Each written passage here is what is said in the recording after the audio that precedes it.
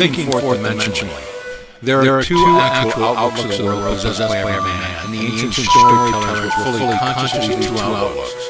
They called the one the carnal mind, and the other mind of Christ. We recognize these two centers of thought in the statement. The natural man receiveth not the things of the Spirit of God, for they are foolishness unto him. Neither can he know them, because they are spiritually discerned. 1 Corinthians 2:14. To the natural mind, reality is confined to the instant called now. This very moment seems to contain the whole reality, everything else is unreal. To the natural mind, the past and the future are purely imaginary. In other words, my past, when I use the natural mind, is only a memory image of things that were. And to the limited focus of the carnal natural mind, the future does not exist. The natural mind does not believe that it could revisit the past and see it as something that is present. Something that is objective, concrete to itself. Neither does it believe that the future exists. To the Christ mind, the spiritual mind, which in our language we call the fourth-dimensional focus, the past, the present, and the future of the natural mind are a present whole.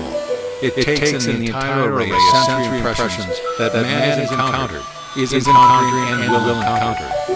The only reason you and I are functioning as we are today and are not aware of the greater outlook is simply because we are creatures of habit. And habit renders us totally blind to what otherwise we should see, but habit is not law. It acts as though we're the most compelling force in the world, yet it is not law. We can create a new approach to life. If you and I would spend a few minutes every day drawing our attention from region of sensation and concentrate on an invisible state, and remain faithful to this contemplation, feeling and sensing the reality of the invisible state, we would in time become aware of this greater world, this dimensionally larger world. The state contemplated is now a concrete reality displaced in time. Tonight, as we turn to our Bible, you be the judge to where you stand in your present unfoldment. Our first story for tonight is from the 5th chapter of the Gospel of Mark. In this chapter, there are 3 stories told as there were separate experiences of the dominant characters. In the first story, we are told that Jesus came upon an insane man, a naked man who lived in the cemetery and hid himself behind tombs. This man appealed to Jesus not to cast out the devils he dealt with him. But Jesus said unto him, Come out of the man, thou unclean spirit. Mark 5:8. Thus Jesus cast out the devils, that they may now destroy themselves. And we find this man for the first time, clothed in his right mind and seated at the feet of the Master. We will get the psychological sense of this chapter by changing the name Jesus to that of enlightened reason or fourth-dimensional thinking. As we progress in this chapter, we are told that Jesus now comes upon the high priest, whose name is Jairus. And Jairus, the high priest of the synagogue, has a child who is dying. She is 12 years old and appeals to Jesus to come and heal the child. Jesus consents, and he starts towards the home of the high priest. A woman in the marketplace touches his garment. And Jesus, immediately knowing himself that virtue had gone out of him, turned about in the press and said, Who touched my clothes? Mark 5:30. The woman who was healed of an issue of blood that she had for 12 years confessed that she had touched him. And she said unto her daughter, Thy faith hath made thy whole. Go in peace. 5:34. And he continues toward the home of the high priest. He is told the child is dead, and there is no need to go to resurrect her. She is no longer asleep, but is now dead. As soon as Jesus heard the word that was spoken, he saith unto the ruler of the synagogue, Be not afraid, only believe. Mark 5:36. And when he came in, he saith unto them, Why make ye this ado and weep? The damsel is not dead, but sleepeth. Mark 5:39. With this the entire crowd mocked and laughed, but Jesus, closing the doors against the mocking crowd, took with him into the household of Jairus, his disciple, and the father and mother of the child. They entered into the room where the damsel was lying, and he took the damsel by the hand, and said unto her, Damsel, I say unto thee, arise. Mark 5:41. From this deep sleep she awoke, arose and walked, and the high priest and all the others were astonished. And he changed them straightly, that no man should know it. And he commanded that something should be given her to eat. Mark 5:43. You are this very night, as you are seated here, pictured in this 5th chapter of Mark. A cemetery is for one purpose. It is simply a record of the dead. Are you living in the dead past? If you are living among the dead, your prejudices, your superstitions, and your false beliefs that you keep alive are the tombstones behind which you hide. If you refuse to let them go, you are just as mad as the man of the Bible, who pleaded with enlightened reason not to cast them out. There is no difference. But enlightened reason is capable of protecting prejudice and superstition against the ignorance of reason. There is not a man in this world who has a prejudice, regardless of the nature of prejudice, who can hold it up to the light of reason. Tell me you are against a certain nation, a certain race, a certain ism, a certain anything. I do not care what it is. You cannot expose that belief of yours to the light of reason and have it live. In order that it may be kept alive in your world, you must hide it from reason. You cannot analyze it in the light of reason and have it live. When this fourth dimensional focus comes and shows you a new approach to life and casts out of your own mind all of these things that bedevil you, you are then cleansed and clothed in your right mind, and you sit at the foot of understanding, called the feet of the Master. Now clothed in your right mind, you can resurrect the dead. What died? The child in the story is not a child. The child is your ambition, your desire, the unfulfilled dreams of your heart. This is the child housed in the mind of man. For as I have stated before, the entire drama of the Bible is a psychological one. The Bible has no reference at all to any person who ever existed or any event that ever occurred upon earth. All the stories of the Bible unfold in the mind of the individual man. In this story, Jesus is the awakened intellect of man. When your mind functions outside of the range of your present senses, when your mind is healed of all the former limitations, then you no longer the insane man, but you are this presence personified as Jesus, the power that can resurrect the longings of the heart of man. You are now the woman with the issue of blood. What is this issue of blood? A running womb is not a productive womb. She held it for 12 years. She was incapable of conceiving. She could not give form to her longing because of the running of the issue of blood. You are told her faith closed it, as the womb closes it, and give form to the seed or idea. As your mind is cleansed of your former concept of self, you assume you are what you want to be, and remaining faithful to this assumption, you give form to your assumption or resurrect your child. You are the woman cleansed of the issue of blood, and you move toward the house of the dead child. The child, or state you desire, is now your fixed concept of yourself. But now, having assumed that I am what form I desire to be, I cannot continue to desire what I am conscious of being. So I do not discuss it. I talk to no one concerning what I am. It is so obvious to me that I am what I want to be, that I walk as though I were. Walking as though I am what formerly I want to be, my world of limitation focus does not see it and thinks I no longer desire. The child is dead within this world, but I, who know the law, say that the child is not dead. The damsel is not dead, but she sleepeth. I now awaken her.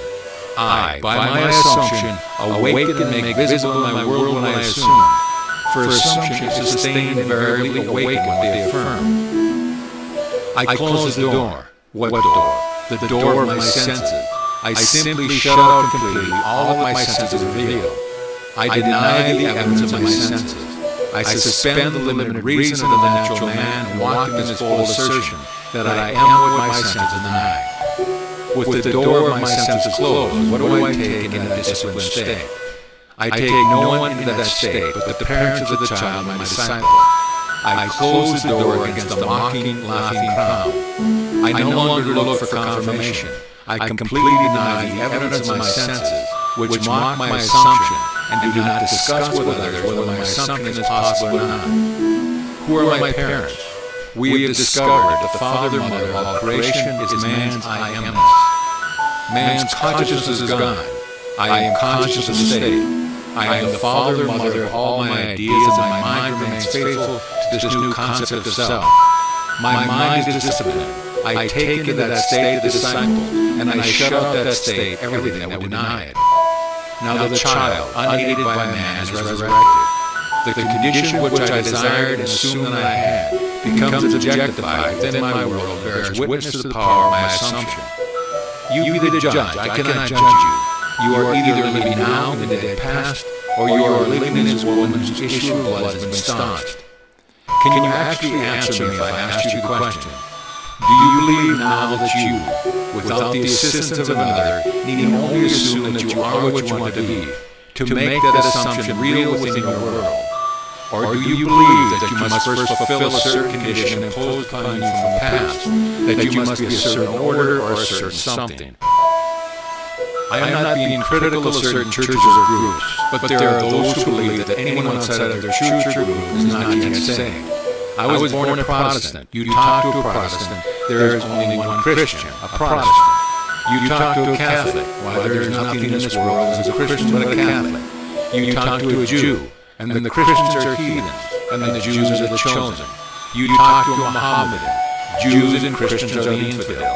You talk to someone else, and all these are the untouchables. It does not matter to whom you talk. They are always the chosen ones. If you believe that you must be one of these in order to be saved, you are still an insane man hiding behind these superstitions and these prejudices of the past, and you are begging not to be cleansed. Some of you say to me, do not ask me to give up my belief in Jesus the man, or in Moses the man, or in Peter the man. When you ask me to give up my belief in these characters, you are asking too much. Leave me these beliefs because they comfort me. I can believe that they lived upon earth, and I still follow your psychological interpretation of these stories. I say, come out of the dead past. Come out of that cemetery and walk, knowing that you and your Father are one, and your Father, who men call God, is your own consciousness. That is the only creative law in the world. Of what are you conscious of being? Although you cannot see your objective with the limited focus of your three-dimensional mind, you are now that which you assume you are. Walk in that assumption and remain faithful to it. Time in this dimension of your being beats slowly, and you may not, even after you objectify your assumption. Remember, there was a time when this present reality was but an attitude of mind. Because of the slowness of the beat of time here, you often fail to see the relationship between your inner nature and the outer world that bears witness to it. You be the judge of the position you know occupying this 5th chapter of Mark. Are you resurrecting the dead child? Are you still in need of having the womb of that mind closed? Is it still running and therefore cannot be fertile? Are you now the insane man living in the dead past? Only you can be the judge and answer these questions. Now we turn to a story in the 5th chapter of the Gospel of John. This will show you how beautifully the ancient storytellers told the two distant outlooks of this world. One, the limited three-dimensional focus, and the other, the fourth-dimensional focus. This story tells of an impotent man who is quickly healed. Jesus comes to a place called Bethesda, which by definition means the house of 5 porches. On these 5 porches are a number of impotent folk, lame, blind, halt, withered, and others. Tradition had it that at a certain season of the year, an angel would descend and disturb the pool, which was near these 5 porches. As the angel disturbed the pool, the first one in was always healed, but only the first one, not the second. Jesus, seeing a man who was lame from his mother's womb, said to him, wilt thou be made whole? John 5:6. The impotent man answered him, Sir, I have no man when the water is troubled to put me into the pool, but while I am coming, another steppeth down before me. John 5:7. Jesus saith unto him, Rise, take up thy bed and walk. John 5:8. And immediately the man was made whole, and took up his bed and walked, and on the same day was the Sabbath. John 5:9. You read this story, and you think some strange man who possessed miraculous power suddenly said to the lame man, Rise and walk. I cannot repeat too often that the story, even when it introduces numberless individualities, takes place within the mind of the individual man. The pool is your consciousness. The angel is an idea called messenger of God. Consciousness being God, when you have an idea, you are entertaining an angel. The minute you are conscious of a desire, your pool has been disturbed. Desire disturbs the mind of man. To want something is to be disturbed. The very moment you have an ambition, or a clearly defined objective, the pool has been disturbed by an angel, which was the desire. You are told that the first one into the disturbed pool is always healed. My closest companions in this world, my wife and my little girl, are to me, when I address them second, I must speak to my wife as you are. I must speak to anyone, no matter how close they are, as you are. And after that, the third person, he is. There is only one person in this world with whom I can use the first person present, and that is self. I am can be said only of myself. It cannot be said of another. Therefore, when I am conscious of some desire that I want to be, but seemingly I am not, the pool being disturbed, who can get into that pool before me? I alone possess the power of the first person. I am that which I want to be. Except I believe I am what I want to be, I remain as I formerly was and die in limitation. In this story, you need no man to put you into that pool, as your consciousness is disturbed by desire. All you need to do is assume you are already that which formerly you want to be, and you are in it. And no man can get in before you. What man can get in before you when you become conscious of being that which you want to be? No one can be before you when you alone possess the power to say I am. These are the two outlooks. You are now what your senses would deny. Are you bold enough to assume that you are already that which you want to be? If you dare assume you are already that which your reason and your senses now deny, then you are in the pool, and unaided by man you too will rise and take your couch and walk. You are told it happened on the Sabbath. The Sabbath is only the mystical sense of stillness. When you are unconcerned, when you are not anxious, when you are not looking for results, knowing the signs follow and do not perceive. The Sabbath is a day of stillness, wherein there is no working. When you are not working to make it so, you are in the Sabbath. When you are not at all concerned about the pains of others, when you walk as though you were, you cannot raise one finger to make it so, you are in the Sabbath. I cannot be concerned as to how it will be, and still say I am conscious of being it.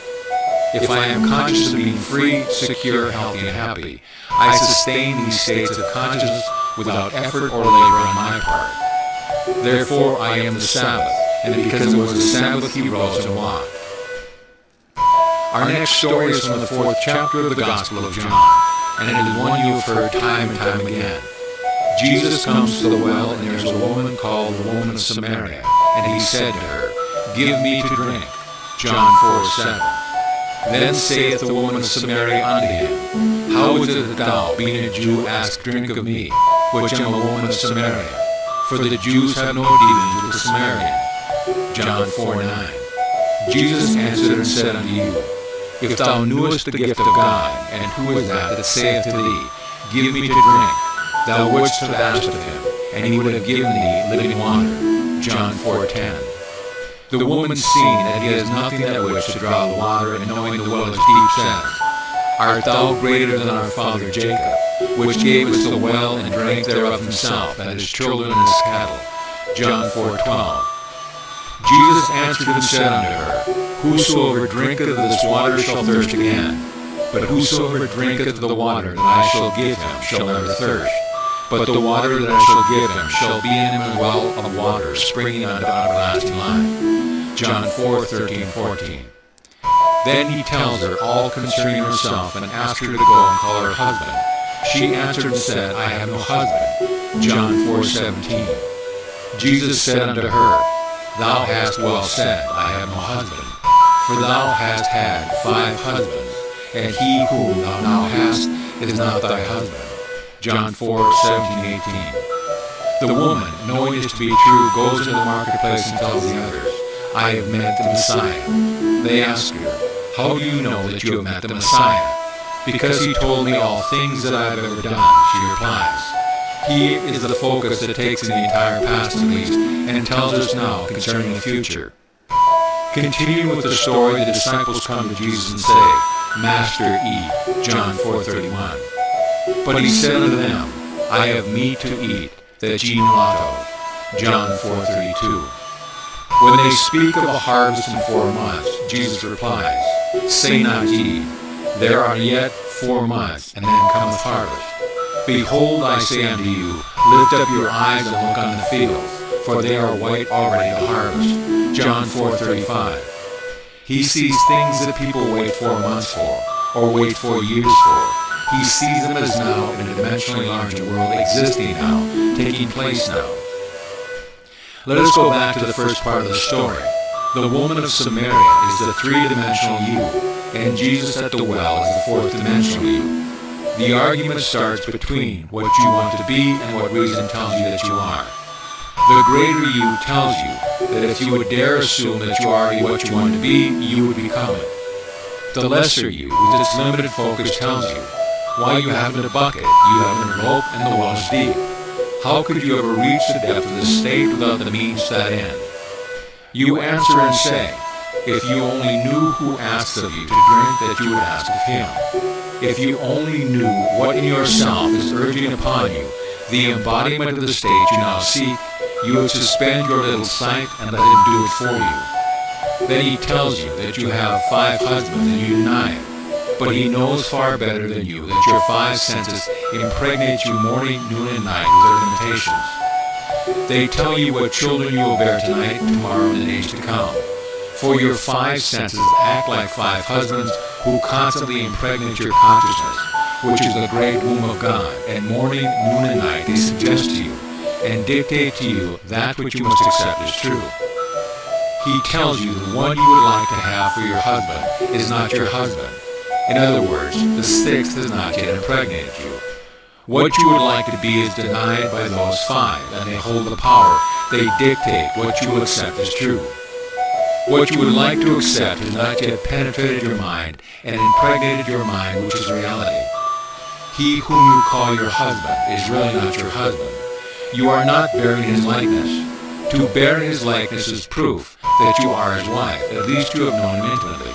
You are not bearing the likeness of the 6th. You are only bearing the likeness of the 5. Then one turns to me and tells me all that I have ever known. I go back in my mind's eye, and reason tells me that all through my life I have always accepted the limitations of my senses. I have always looked upon them as fact, and morning, noon, and night I have borne witness to this acceptance. Reason tells me I have only known these 5 from the time I was born. Now I would like to step outside the limitations of my senses, but I have not yet found within myself the courage to assume I am what these 5 would deny that I am.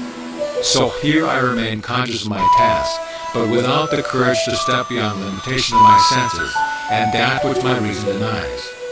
He tells me, I have meat ye know not of.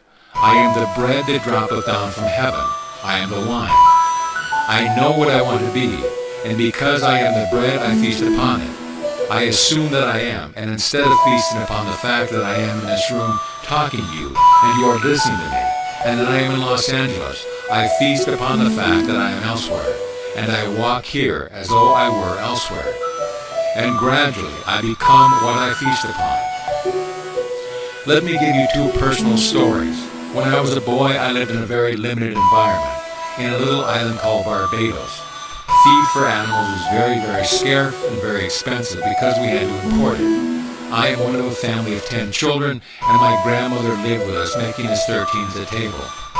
Time and again, I can remember my mother saying to the cook in the early part of the week, I want you to put away 3 ducks for Sunday's dinner. This meant that she would take them from the flock in the yard, 3 ducks, and coop them up in a very small cage and feed them, stuff them morning, noon, and night with corn, and all the things she wanted the ducks to feast upon. This was an entirely different diet from what we regularly fed the ducks, because we kept those birds alive by feeding them fish. We kept them alive and fat on fish because fish were very cheap and plentiful, but you could not eat a bird that fed upon fish, not as you and I like a bird. The cook would take 3 ducks, put them in a cage, and for 7 days stuff them with corn, sour milk, and all things we wanted to taste from the birds. Then when they were killed and served for dinner 7 days later, they were luscious, milk-fed, corn-fed birds. But occasionally the cook forgot to put away the birds, and my father, knowing we were having ducks, and believing that she had carried out the command, did not send anything else for dinner, and 3 fish came to the table. You could not touch these birds, for they were so much the embodiment of what they fed upon. Man is a psychological being, a thinker. It's not what he feeds upon physically, but what he feeds upon mentally that he becomes. We become the embodiment of that which we mentally feed upon. Now those ducks could not be fed corn in the morning and fish in the afternoon and something else at night. It had to be a complete change of diet. In our case, we cannot have a little bit of meditation in the morning, curse at noon, and do something else in the evening. We have to go on a mental diet. For a week we must completely change our mental food. Whatsoever things are true, whatsoever things are honest, whatsoever things are just, whatsoever things are pure, whatsoever things are of good report, if there be any virtue, and if there be any praise, think on these things. As a man thinketh in his heart, so is he. If I could now single out the kind of mental food I want to express within my world and feast upon it, I would become it. Let me tell you why I am doing what I am doing today. It was back in 1933 in the city of New York, and my old friend Abdullah, with whom I studied Hebrew for 5 years, was really the beginning of all the eating of my superstitions. When I went to him, I was filled with superstitions. I could not eat meat. I could not eat fish. I could not eat chicken. I could not eat any of these things that were living in the world. I did not drink. I did not smoke, and I was making a tremendous effort to live a celibate life. Abdullah said to me, I'm not going to tell you you are crazy, Neville, but you are, you know. All these things are stupid, but I could not believe they were stupid. In November 1933, I bade goodbye to my parents in the city of New York City as I sailed for Barbados. I had been in this country 12 years with no desire to see Barbados. I was not successful, and I was ashamed to go home to successful members of my family. After 12 years in America, I was a failure in my own eyes. I was in the theater and made money 1 year and spent it the next month. It was not what I would call by their standard, nor by mine a successful person. Mind you, when I said goodbye to my parents in November, I had no desire to go to Barbados. The ship pulled out, and as I came up the street, something possessed me with a desire to go to Barbados. It was the year 1933. I was unemployed and had no place to go except a little room on 75th Street. I went straight to my old friend Abdullah and said to him, Ab, the strangest feeling is possessing me. For the first time in 12 years, I want to go to Barbados. If you want to go, Neville, you have gone, he replied. That was a very strange language to me. I am in New York City on 72nd Street, and he tells me, I have gone to Barbados. I said to him, what do you mean I have gone, Abdullah? He said, do you really want to go? I answered yes. He then said to me, as you walk through this door now, you are not walking on 72nd Street.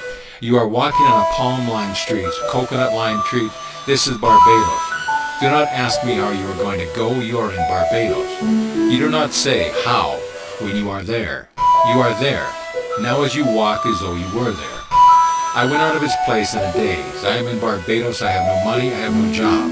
I am not even well clothed, and yet I am in Barbados. He was not the kind of person with whom you would argue, not Abdullah. 2 weeks later, I was no nearer to my goal than on the day I first told him I wanted to go to Barbados. I said to him, Ab, I trust you implicitly, but here is one time I cannot see how it is going to work. I have not one penny towards my journey. I began to explain. You know what he did? He was as black as the ace of spades, my own friend Abdullah, with his turbaned head. As I sat in his living room, he rose from his chair and went towards his study and slammed the door, which was not an invitation to follow him. As he went through the door, he said to me, I have said all that I have to say. On the 3rd of December, I stood before Abdullah and told him again I was no nearer my trip.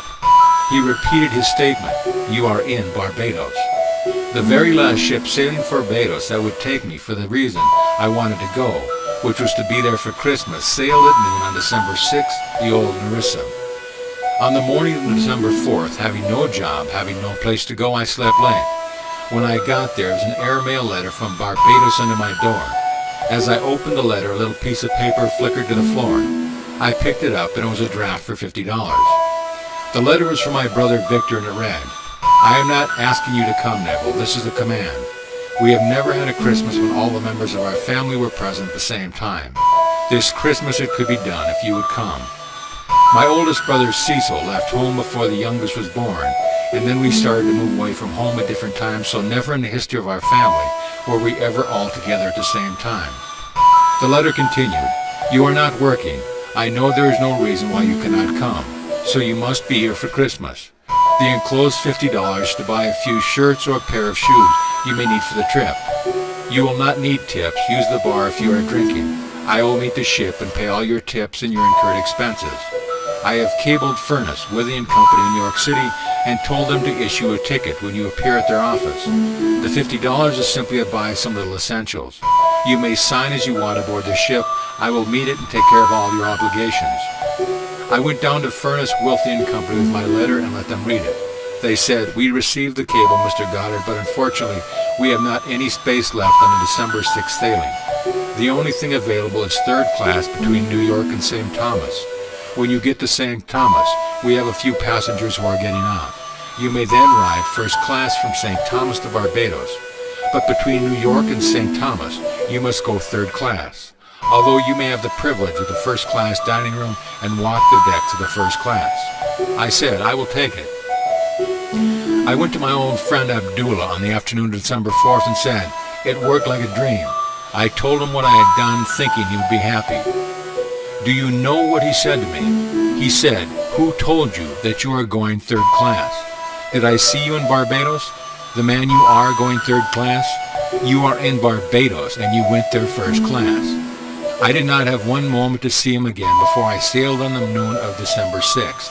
When I reached the dock with my passport and my papers to get aboard the ship, the agent said to me, "We have good news for you, Mr. Goddard. There has been a cancellation and you are going first class." Abdullah taught me the importance of remaining faithful to an idea and not compromising. I wavered, but he remained faithful to the assumption I was in Barbados and had traveled first class. Now back to the significance of our two Bible stories. The well is deep and you have no bucket, you have no rope. It is 4 months to the harvest, and Jesus said, "I have meat to eat ye know not of. I am the bread of heaven." Feast on the idea. Become identified with the idea as though you were already that embodied state. Walk in the assumption that you are what you want to be. If you feast on that and remain faithful to that mental diet, you will crystallize it. You will become it in this world. When I came back to New York in 1934, after 3 heavenly months in Barbados, I drank, I smoked, and did everything I had not done in years. I remembered what Abdullah had said to me. After you have proven this law, you will become normal, Neville. You will come out of that graveyard. You will come out of that dead past where you think you are being holy. For all you are doing, you know, you are being so good, you are good for nothing. I came back walking this earth a completely transformed person. From that day, which was in February 1934, I began to live more and more. I cannot honestly tell you I have always succeeded. My many mistakes in this world, my many failures, would convict me if I told you that I have so completely mastered the movements of my attention that I can at all times remain faithful to the idea I want to embody. But I can say with the ancient teacher, although I seem to have failed the past, I move on and strive day after day to become that which I want to embody in this world. Suspend judgment. Refuse to accept what reason and senses now dictate. And if you remain faithful to the new diet, you will become the embodiment of the ideal to which you remain faithful. If there is one place in the world that is unlike my little island of Barbados, it is New York City. In Barbados, the tallest building is 3 stories, and the streets are lined with palm trees and coconut trees and all sorts of tropical things. In New York City, you must go to a park to find a tree. Yet I had to walk the streets of New York as though I walked the streets of Barbados. To one's imagination, all things are possible. I walked, feeling that I was actually walking the streets of Barbados, and in that assumption, I could almost smell the odor of the coconut-lined lanes. I began to create with my mind's eye the atmosphere I would physically encounter were I in Barbados. As I remained faithful to this assumption, somebody canceled passage and I received it. My brother in Barbados, who never thought of my coming home, has the commanding urge to write me a strange letter. He had never dictated to me, but this time he dictated, and thought that he originated the idea of my visit. I went home and had 3 lovely months, returned first class, and brought back quite a sum of cash in my pocket, a gift. My trip, had I paid for it, would have been $3,000, yet I did it without a nickel in my pocket. I have ways ye know not of. My ways are past finding out. The dimensionally greater self took my assumption as a command and influenced the behavior of my brother to write that letter, influenced the behavior of someone to cancel a first-class passage, and did all the things necessary that would tend toward the production of the idea with which I was identified. I was identified with a feeling of being there. I slept as though I were there, and the entire behavior of man was molded in harmony with my assumption. I did not need to go down to Furnace, Withy & Company and beg them for a passage, asking them to cancel someone who was booked first class. I did not need to write my brothers and beg him to send me money to buy me a passage. He thought he originated the act. Actually, to this day, he believes that he initiated the desire to bring me home. My old friend Abdullah simply said to me, "You are in Barbados, Neville. You want to be there. Wherever you want to be, there you are. Live as though you are, and you shall be." There are 2 outlooks of the world possessed by every man. I do not care who you are. Every child born of woman, regardless of race, nation, or creed, possesses 2 distinct outlooks on the world. You are either the natural man who receiveth not the things of the Spirit of God, because to you and the natural forces they are foolishness unto you, or you are the spiritual man who perceiveth things outside the limitations of your senses, because all things are now realities in a dimensionally larger world. There is no need to wait 4 months to harvest. You are either the woman of Samaria or Jesus at the well. You are the man waiting on the 5 porches for the disturbance and someone to push him in. Or you are the one who can command yourself to rise and walk in spite of others who wait. Are you the man behind the tombstone in the cemetery waiting and begging not to be clean because you do not want to be cleansed of your prejudices? One of the most difficult things for man to give up is his superstitions, his prejudice. He holds on to these as though they were the treasures of treasure. When you become cleansed and you are free, then the womb, your own mind, is automatically healed. It becomes the prepared ground where seeds, your desires, can take root and grow into manifestation. The child you now bear in your heart is your present objective. Your present longing is a child that is as though it were sick. If you assume you are now what you would like to be, the child for a moment becomes dead, because there is no disturbance anymore. You cannot be disturbed when you feel you are what you want to be, because if you feel you are what you wanted to be, you are satisfied in that assumption. To others who judge superficially, you seem no longer to desire. So to them, the desire or damsel is dead. They think you have lost your ambition because you no longer discuss your secret ambition. You have completely adjusted yourself to the idea. You have assumed you are what you want to be. You know, she is not dead, she but sleepeth. I go to awaken her. I walk in the assumption that I am, and as I walk, I quietly awaken her. Then when she awakens, I will do the normal, natural thing. I will give her to eat. I will not brag about it and tell others. I simply go and tell no man. I feed this state. I now like my own attention. I keep it alive within my world by becoming attentive to it. Things that I am not attentive to fade and wither within my world, regardless of what they are. They are not just born and then remain unfed. I gave them birth by reason of the fact that I became conscious of being them. When I embody them within my world, that is not the end. That is the beginning. Now I am a mother who must keep alive this state by being attentive to it. The day that I am not attentive, I have withdrawn my milk from it, and it fades from my world as I become attentive to something else in my world. You can either be attentive to the limitations and feed these and make them mountains, or you can be attentive to your desires. But to become attentive, You must assume you are already that which you wanted to be. Although today we speak of a third-dimensional and a fourth-dimensional force, do not think for one moment these ancient teachers were not fully conscious of these two distinct centers of thought within the minds of men. They personified these two, and they tried to show man that the only thing which robs him of the man he could be is habit. Although it is not law, every psychologist will tell you that habit is the most inhibiting force in the world. It completely restricts man and binds him, and makes him totally blind to what otherwise he should be. Begin now to mentally see and feel yourself as that which you want to be, and feast upon that sensation morning, noon, and night. I have scoured the Bible for a time interval that is longer than 3 days, and I have not found it. Jesus answered and said unto them, Destroy this temple, and in 3 days I will rise it up. John 2:19. Prepare your victuals, for within 3 days you shall pass over this Jordan, to go in to possess the land, which the Lord your God giveth you to possess it. Joshua 1:11. If I could completely saturate my mind with one sensation, and walk as though it were already a fact, I am promised, and I cannot find any denial of it in this great book, that I do not need more than 3-day diet if I remain faithful to it. But I must be honest about it. If I change my diet in the course of the day, I extend the time interval. You ask me, but how do I know about the interval? You yourself determine the interval. We have today in our modern world a little word which confuses most of us. I know it confused me until I dug deeper. The word is action. Action is supposed to be the most fundamental thing in the world. It is not an atom. It is more fundamental. It is not a part of an atom like an electron. It is more fundamental than that. They call it the fourth dimensional unit. The most fundamental thing in the world is action. You ask, what is action? Our physicists tell us that it is energy multiplied by time. We become more confused and say, energy multiplied by time, what does that mean?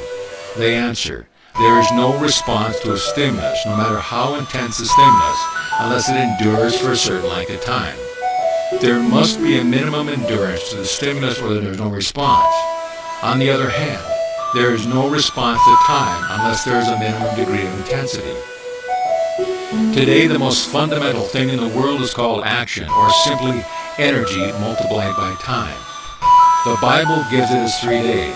The duration is 3 days for response in this world. If I would assume I am what I want to be, and I am faithful to it, and walk as though I were, the very longest stretch given for its realization is 3 days. If there is something tonight that you really want in this world, then experience in imagination what you would experience in the flesh, were you to realize your goal and deafen your ears, and blind your eyes to all that denies the reality of your assumption. If you do this, you would be able to tell me before I leave the city of Los Angeles that you have realized what was only a wish when you came here. It will be my joy to rejoice with you in the knowledge that the child which was seemingly dead is now alive. This damsel really was not dead, she was only asleep. You fed her in the silence because you have meat no one else knows of. You gave her food and she became a resurrected living reality within your world. Then you can share your joy with me, and I can rejoice in your joy. The purpose of these lessons is to remind you of the law of your own being, the law of consciousness. You are that law. You are only unconscious of its operation. You fed and kept alive the things you do not wish to express within this world. Take my challenge and put this philosophy to the test. If it does not work, you should not use it as a comforter. If it is not true, you must completely discard it. I know it is true. You will not know it until you either try to prove it or disprove it. Too many of us have joined isms, and we are afraid to put them to the test because we feel we might fail. And then where are we? Not only wanting to know the truth concerning it, we hesitate to be bold enough to put it to the test. You say, I know it would work in some other way. I do not want to really test it. While I have not yet disproved it, I can still be comforted by it. Now do not fool yourself. Do not think for 1 second, be that you are wise. Prove or disprove this law. I know that if you attempt to disprove it, you will prove it. And I will be the richer for you proving it. Not in dollars, not in things, but because you become the living fruit of what I believe I am teaching in this world. It is far better to have you a successful, satisfied person after 5 days of instruction than to have you go out dissatisfied. I hope you will be bold enough to challenge this instruction and either prove or disprove it. Now, before we go into the silence period, I should briefly explain the technique again. We have 2 techniques in applying this law. Everyone here must now know exactly what he wants. You must know that if you do not get it tonight, you will be a desirous tomorrow concerning this objective. When you know exactly what you want, construct in your mind's eye a single, simple event which implies fulfillment of your desire.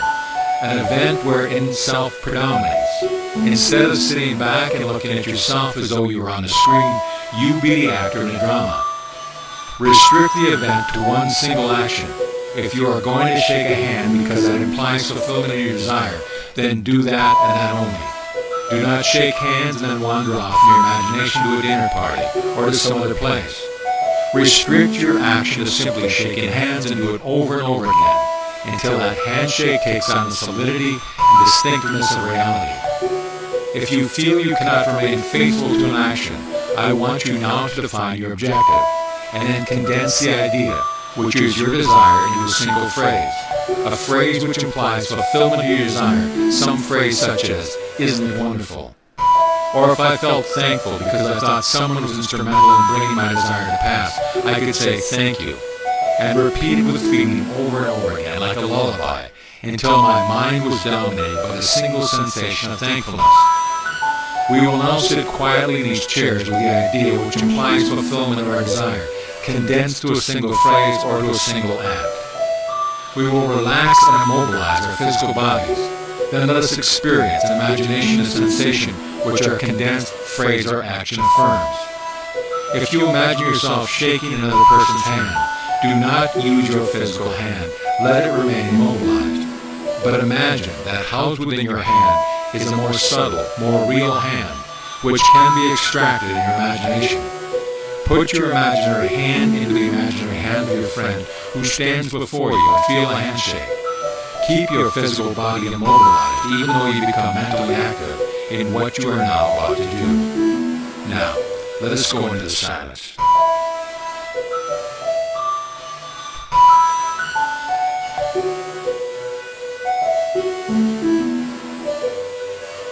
You can decide once you have an experience that is unsettling and not preferred and really not wanted, you can reach the place where you finally say, and this is what we want you to hear above all things that you will ever hear from us, I give up all control of circumstances and situations and people and events, and I'm turning it over to the power of non-resistant thought.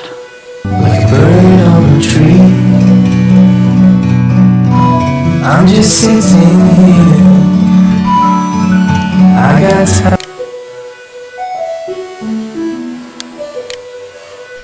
And what reason tells you that you